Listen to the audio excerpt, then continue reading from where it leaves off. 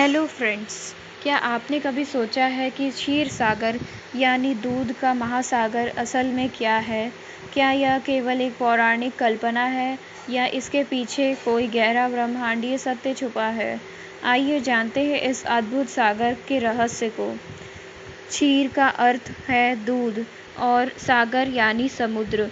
यह वह स्थान है जहाँ भगवान विष्णु शेषनाग पर विश्राम करते हैं।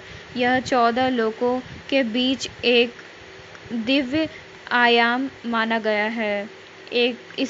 इसे सृष्टि के केंद्र में स्थित कहा गया है, जहाँ से ब्रह्मांड का संतुलन नियंत्रित होता है।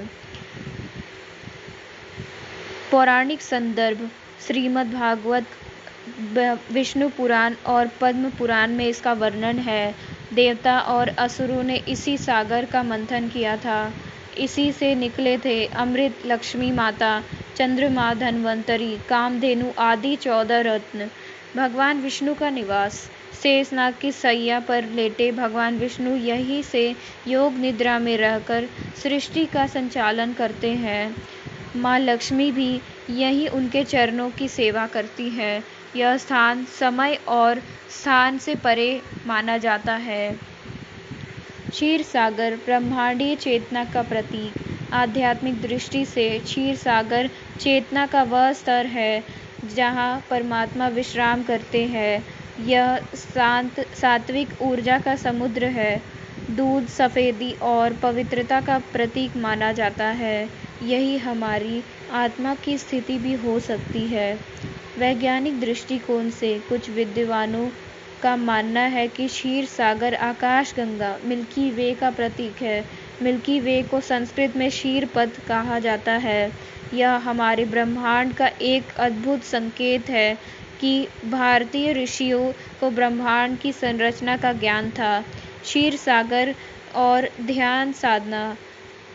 योग और ध्यान की उच्च अवस्था में मनुष्य क्षीर सागर जैसी स्थिति में पहुंच सकता है। पूर्ण शांति, संतुलन और प्रकाश से भरी चेतना। कई साधकों को ध्यान में विष्णु और शेषनाग की झलक इस अवस्था में मिलती है। समुद्र मंथन का प्रतीकात्मक अर्थ। मंथन, अंदर की इच्छाओं और विकारों की मंथना। मंदराचल, एकाग्रता का पर्वत। वासुकी नाग, इच्छाओं की रस्सी। देव असुर, मन के सकारात्मक और नकारात्मक पक्ष। अमृत, आत्मज्ञान। क्षीर सागर का आज के युग में क्या संदेश?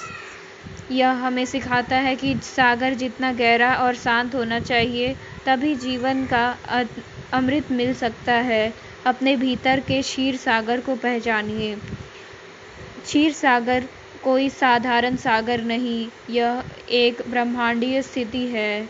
यह हमारे भीतर की चेतना, ब्रह्मांड की रचना और भगवान की उपस्थिति का संकेत है। यह हमें आत्मज्ञान, संतुलन और ईश्वर से जुड़ने का रास्ता दिखाता है। तो यह था हमारे वीडियो में इस टॉपिक के बारे में जानकारी। और ऐसे ही रहस्यों के लिए हमारे चैनल से बने रहें फिलॉसफी टॉक्स पर। धन्यवाद।